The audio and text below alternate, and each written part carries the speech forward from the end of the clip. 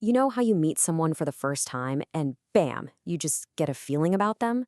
Or why you can replay certain conversations in your head perfectly but forget others completely? Well, there's a name for that hidden architecture running our social lives. It's called social cognition. And today, we're going to pull back the curtain on how your brain is secretly building the world around you, one shortcut at a time. So, to kick things off, I want to try a little something with you. It's a really simple memory test, but I promise it's going to reveal something pretty profound about the way your mind is wired. You ready to play? Okay, the rules couldn't be easier. A list of words is about to pop up on your screen. You've got exactly 10 seconds to look at them. Just try to remember as many as you can. And hey, no writing them down. Let's see how good that memory really is.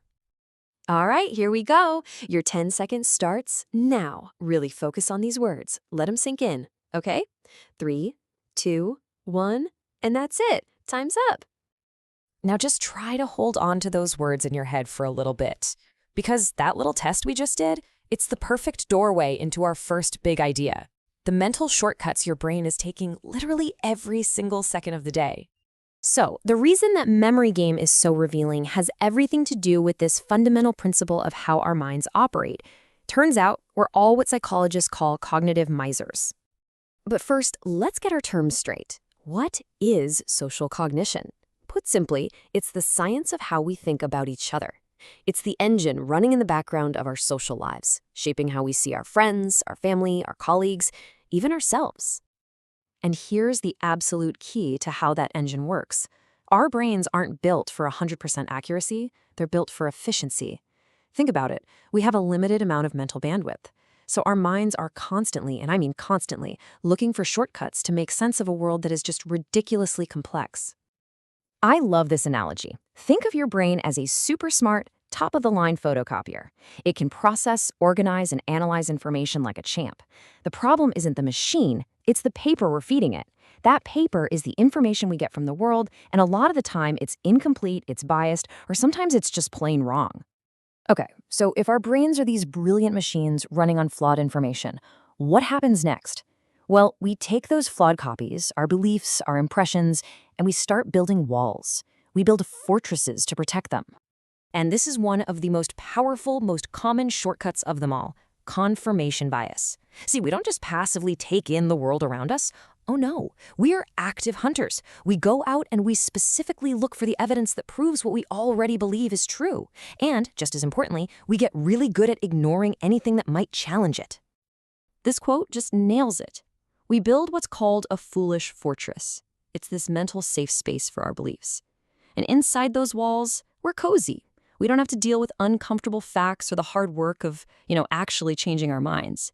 We can just stick with what we know, even if what we know isn't right. Let's look at another one of these powerful shortcuts in action. On the screen, you'll see two descriptions of a guy named Steve. Just take a second and read them both over. So, which Steve did you like more? I'm willing to bet it was the first one. Most people feel way more positive about the first Steve. But here's the catch. Look closely. The words are exactly the same, just in a different order.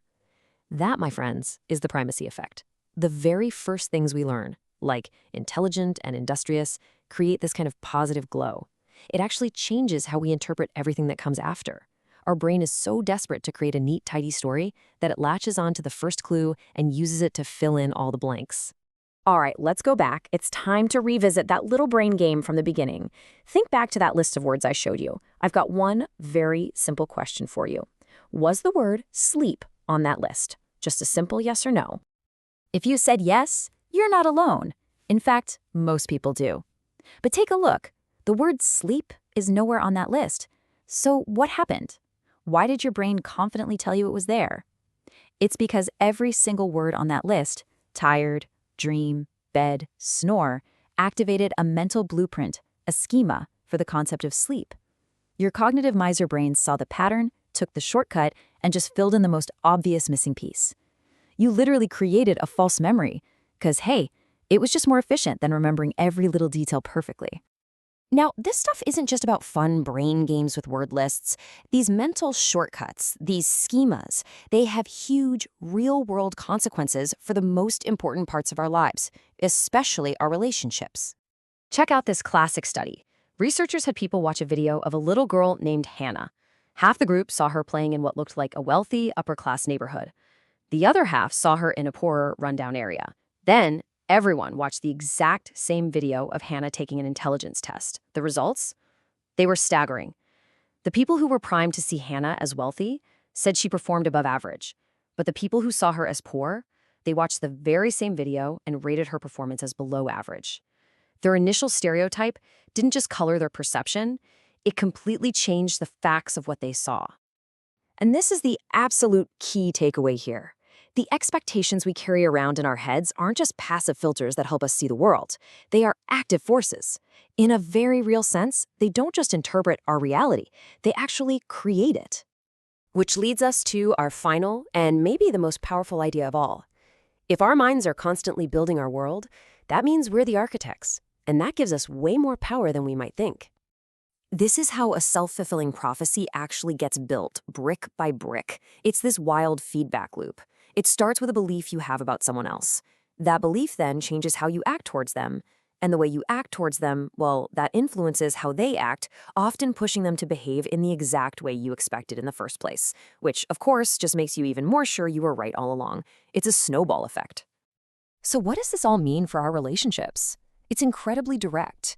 If we make a conscious choice to see our partners in a positive light, to expect kindness, to give them the benefit of the doubt, we will naturally treat them in ways that encourage that kindness right back. But if we doubt them, if we expect the worst, our actions will start to pave the road to failure. Our private thoughts, they aren't so private. They leak out. They shape our world. And that's where we'll leave it. Your mind is always going to take shortcuts. It's always going to use these mental blueprints to build your reality. That's just how it's wired. But you can be aware of it. You can choose to question your own assumptions. So if you know that your expectations are literally the blueprints for your life, the only question left is, what kind of reality are you going to choose to build?